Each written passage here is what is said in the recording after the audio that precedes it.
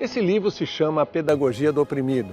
Ele é um marco na obra do educador Paulo Freire, um grande pensador brasileiro das ciências humanas e um dos mais reconhecidos em todo o planeta. Ele foi professor das universidades de Harvard, nos Estados Unidos, e Cambridge, na Inglaterra, e teve mais de 40 títulos de doutor honoris causa em importantes universidades, como Oxford, na Inglaterra, e Coimbra, em Portugal. Agora, em setembro, comemora-se o centenário do nascimento deste brasileiro de Pernambuco.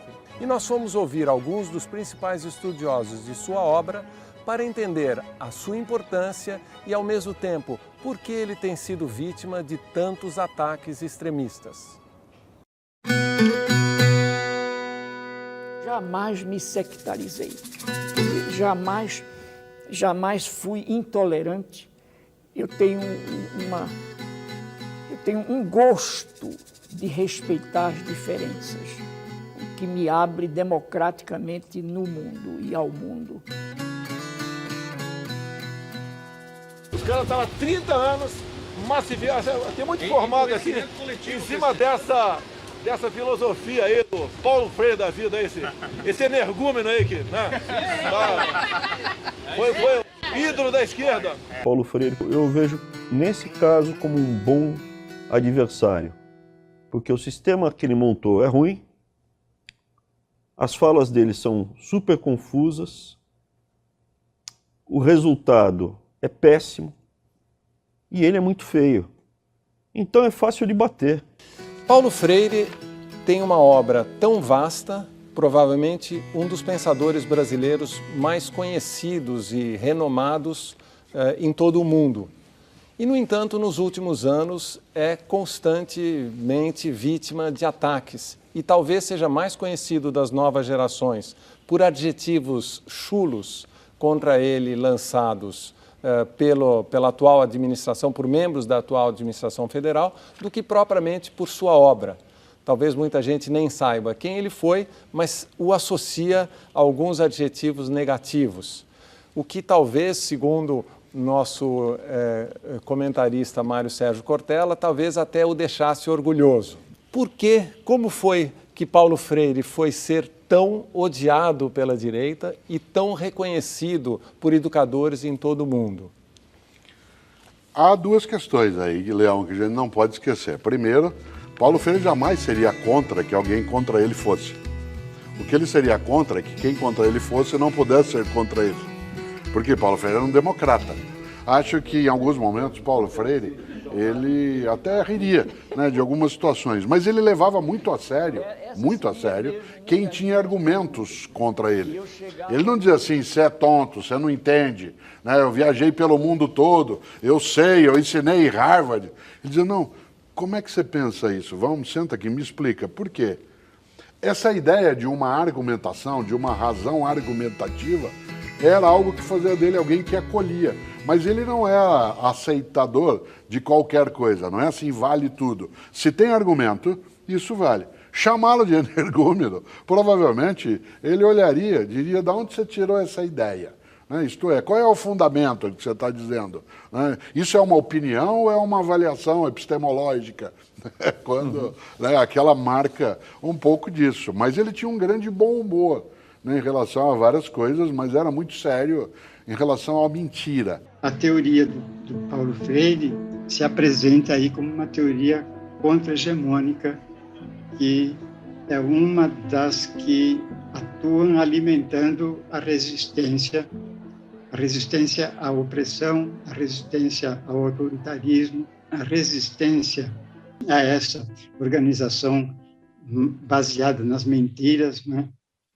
É um governo que se elegeu utilizando como estratégia eleitoral a mentira e depois erigiu a mentira como tática de governo. Eu acho bastante curioso que nós tenhamos chegado nessa efeméride, né, do centenário do Paulo Freire, justamente no momento dos achaques à educação que esse país já testemunhou, já viveu. Paulo Freire é indispensável quando nós queremos pensar a educação ou sua agência principal, a escola, quando nós queremos que ela se coloque ao lado dos movimentos sociais que, por sua luta, por sua resistência, têm sido capazes, nesse momento, de conferir uma visibilidade, talvez também inédita, a grupos sociais que sempre estiveram, e aí vou usar um termo bem freiriano, relegados à cultura do silêncio. Ele nasce em Recife, em 19 de setembro de 1921, e ele vem de uma família de classe média.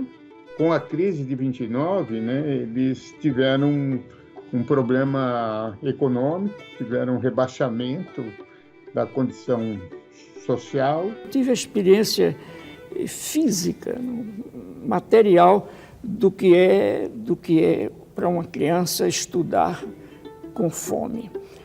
E por isso mesmo eu estudei tarde. A opção dele por fazer direito, ele acaba se formando, mas ele não gostou. E ele acaba indo para a área de educação, que era onde ele já estava trabalhando. Um dos primeiros trabalhos dele foi ligado ao SESI, antes da experiência de Angicos.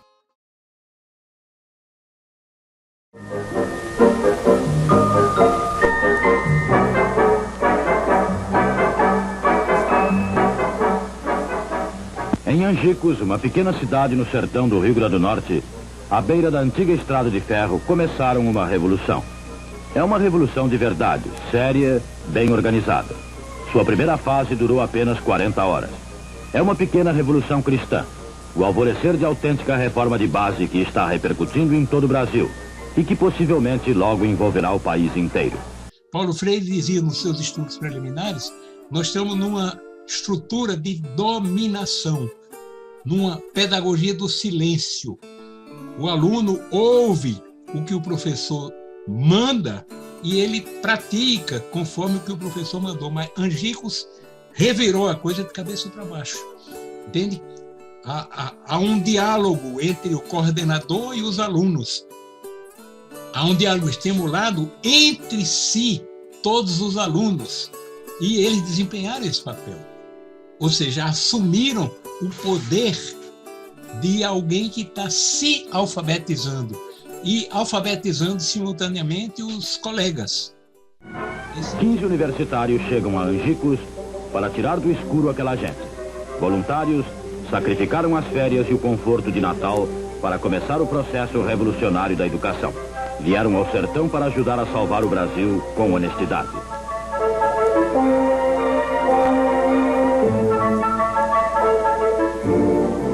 Convocaram os alunos e explicam que é possível ler e escrever com apenas 40 horas de aula e sem cartilha.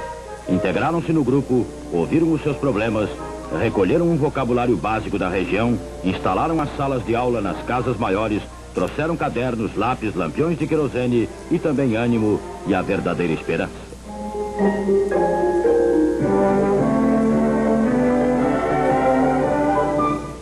Belota é enfeite na rede de dormir. É uma palavra local típica e foi escolhida como a primeira a ser projetada no escuro para os alunos.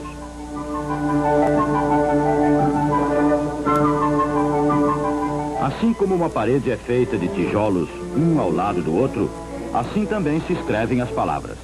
Ninguém soletra B-E-B, é só juntar os tijolos, Belota. Então a gente fica sabendo da família do B, Ba, Be, Bi, Bo, Bu, do L, do T.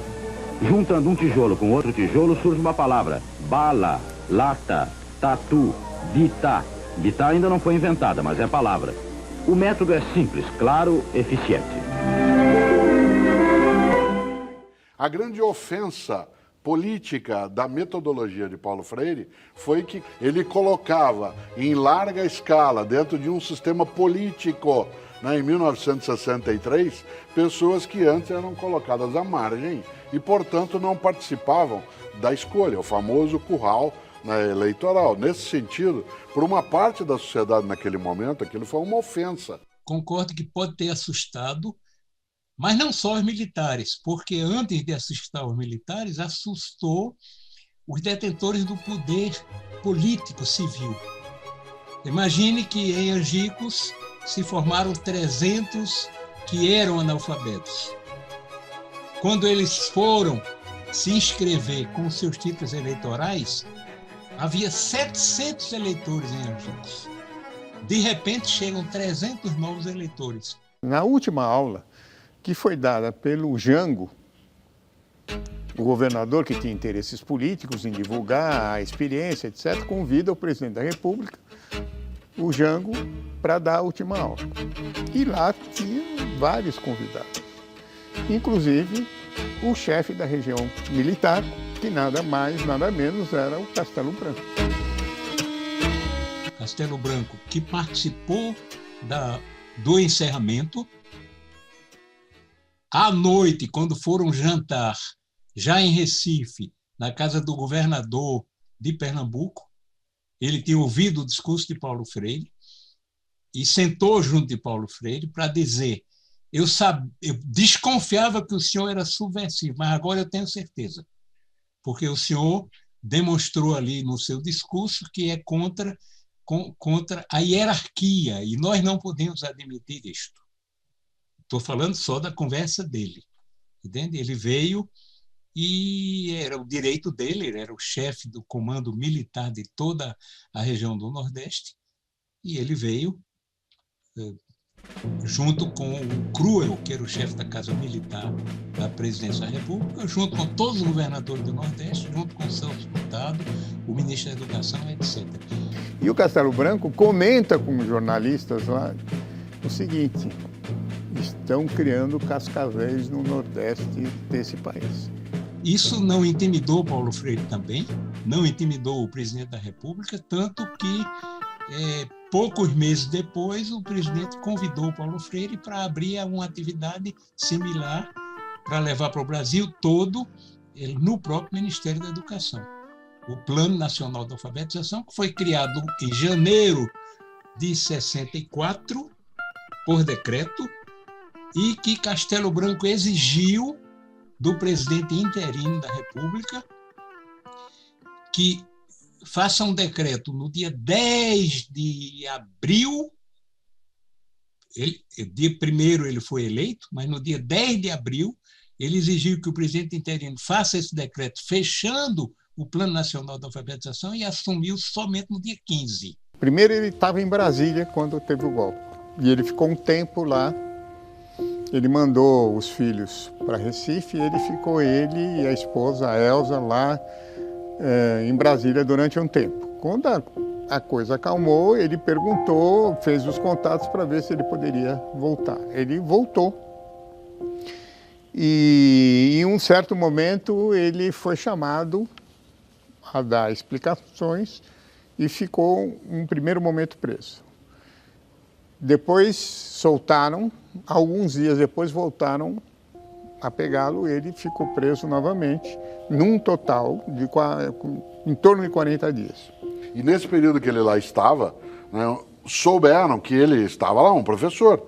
Né, parte aqueles que lidavam quase entre sargentos, né, e tenentes, souberam que Paulo Freire lá estava e souberam que ele era um especialista em educação de adultos, em alfabetização de adultos. E ele dizia que um dia um tenente, acho, ou um capitão, não me lembro, chegou para ele e disse assim: professor, a gente soube que o senhor é um especialista em educação, alfabetização de adultos, a gente tem vários recrutos aqui que não são alfabetizados, o senhor não podia alfabetizá-los, dado que o senhor vai ficar um tempo aqui preso?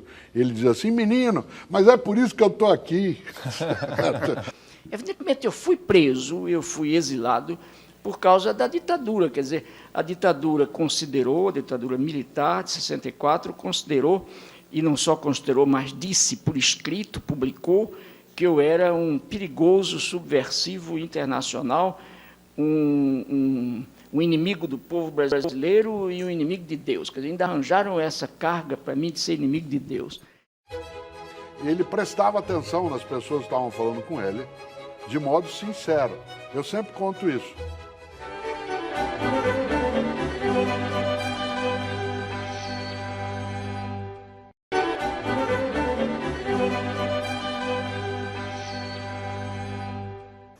O exílio de 16 anos enriqueceu a obra de Paulo Freire e fez o educador crescer para o mundo. No Chile, ele concebeu a teoria da pedagogia do oprimido. E na Suíça, onde trabalhava para o Conselho Mundial de Igrejas, ele ganhou projeção mundial.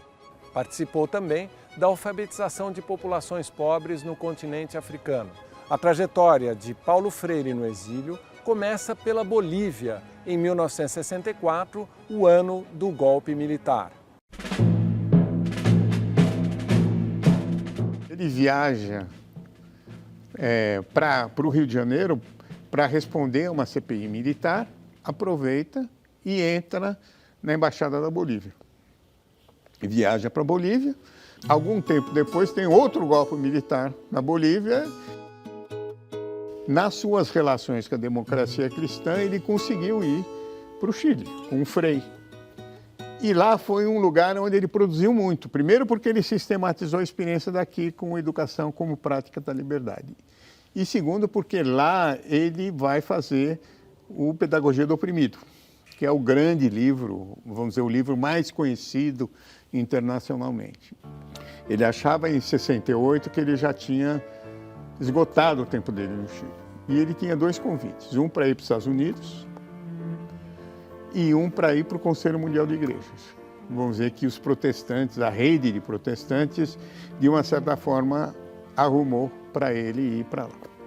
E ele negociou de ficar 1 ano nos Estados Unidos, dando aula como professor visitante em Harvard. De lá ele muda para Genebra, passa 10 anos em Genebra, sendo que fazendo conferências no mundo inteiro.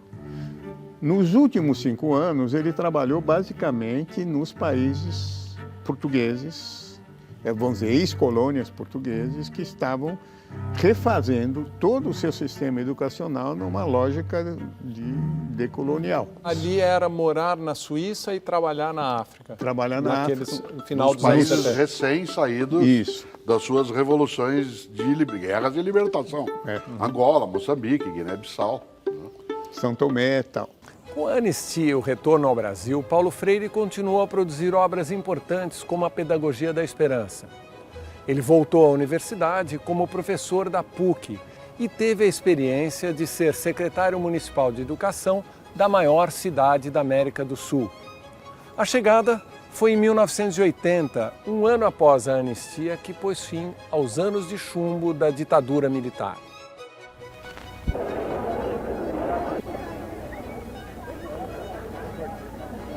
Anos de ausência do Brasil exigem de mim um processo de reaprendizagem do Brasil. E o respeito que eu tenho ao povo brasileiro não permite que eu chute.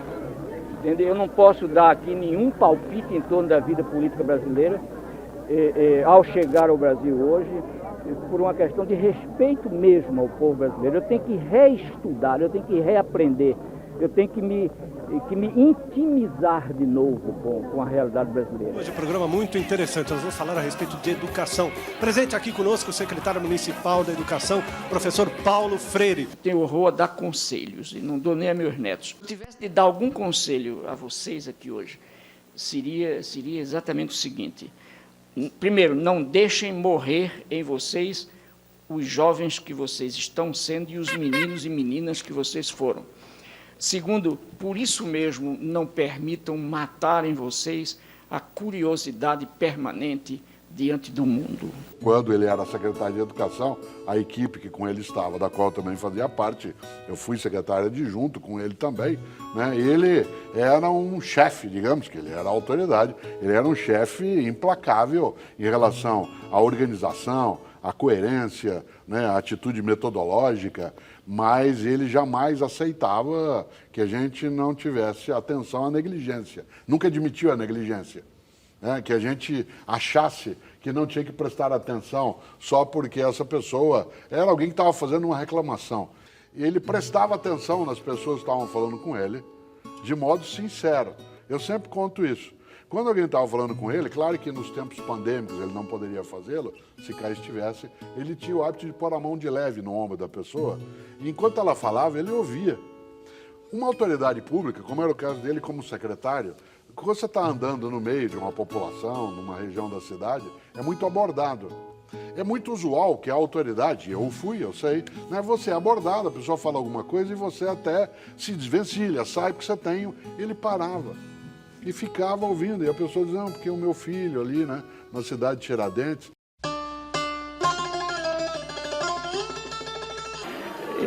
Eu recebi isso com uma enorme alegria, porque às vezes, ou quase sempre, um homem ou uma mulher que faz alguma coisa durante seu período de vida precisa morrer para 50 anos depois que morreu alguém descobrir o que a pessoa fez. E eu sou um dos intelectuais desse país e do mundo que vem sendo reconhecido ainda vivo. Quer dizer, então é bom, porque depois eu não ia nem saber. Quer dizer, e agora eu sei que me reconhecem. Isso não me faz besta, não me faz um idiotão aí, um sujeito, mas me dá uma enorme alegria. Uma das coisas que muitos criticaram era, bom, o seu método é um método tradicional, não tem, houve uma evolução muito grande. Ele falou, claro, houve uma evolução muito grande, e reconheço, né, essa evolução, e ele sempre dizia, não me imitem, me refaçam. O pensamento de Paulo Freire, ele está sendo muito retomado nos 5 anos mais recentes, exatamente porque o fato, né, de o terem trazido e responsabilizado sobre coisas que ele não tem a responsabilidade nem individual e nem na dimensão, trouxe o pensamento de Paulo Freire à pauta. Você se lembra que se buscou desde, né, um tempo, ele é o patrono da educação brasileira. Sim, se tentou tirar isso. Tirar dele. No dia que eu dei um curso na Universidade de Dar es Salaam, que é a capital de um país da África que se chama Tanzânia. Quando eu estava passeando nesse campus com o professor, de repente ele agarrou minha mão, entende? E ficou assim, de mão balançando. E eu dizia, meu Deus do céu, o que é que vão dizer em Pernambuco? Eu agora quero, ao recontar essa história, eu quero fazer uma declaração pública, quer dizer, indiscutivelmente a minha reação era uma reação machista, uma reação discriminatória, e eu quero dizer a vocês que eu evoluí muito, entende? E eu tenho um profundo respeito pelas opções dos outros, das mulheres que querem viver e exercer sua sexualidade com outras mulheres e dos homens que exercem a sua sexualidade com outros homens. Essa intervenção proposta pelo Paulo Freire, ela é uma educação comprometida com a transformação do mundo, né? Ela é uma educação que tem um horizonte sempre revolucionário, que ela visa a transformação do mundo.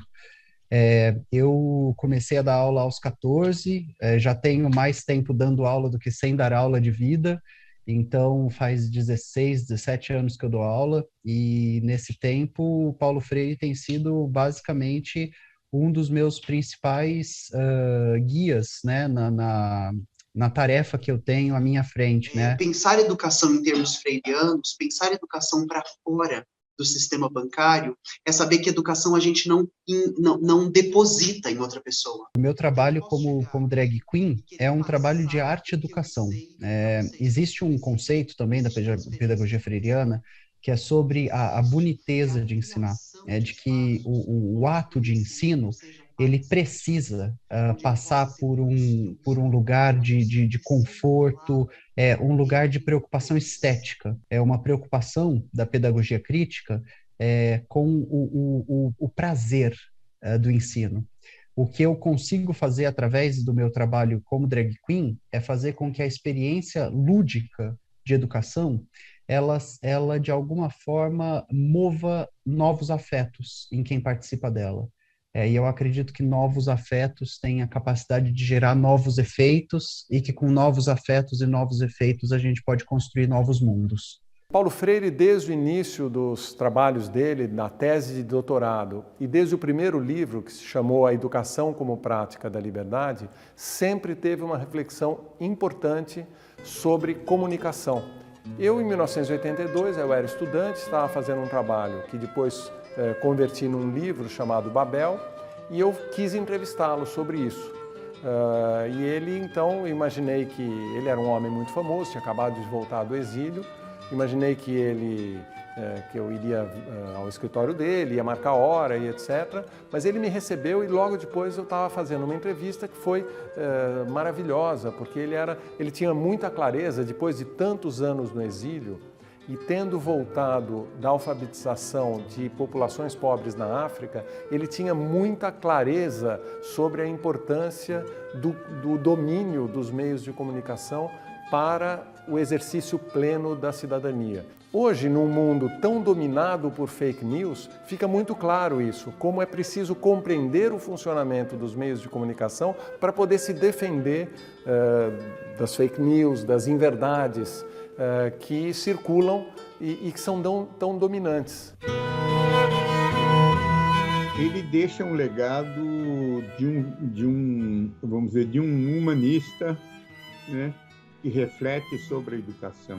Eu acho que o respeito à memória, né, de alguém e mais ainda ao centenário vem quando você coloca quais são de fato os méritos que essa pessoa carrega e, se for apontar, dada a ocasião, os deméritos, que o faça, né, com honestidade. Essa é a maior homenagem que pode ter a um grande brasileiro com um nome clássico, Paulo Régulos Neves Freire.